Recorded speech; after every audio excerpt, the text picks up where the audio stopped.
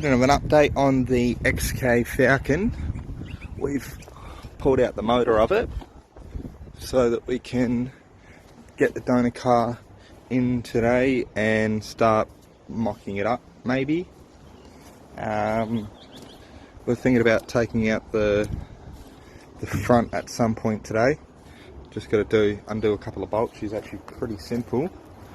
Cleaned out the majority of it, of the inside. She's looking really nice, actually, considering we found, I think, a front floor pan and a rear floor pan. We've done a bit of cleaning up on them, as you can see, to see how bad it is. It's not actually that bad. It's going to be fairly easy to treat it.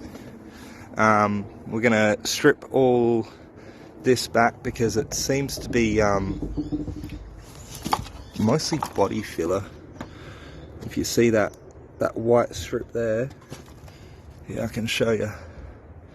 Just there, that's body filler. So we're going to be stripping that back on the doors because that's probably all the way along. And we're going to clean it up a little. Donor car comes pretty soon, so I'll be uploading a video of that too. But yeah, she's looking pretty cool.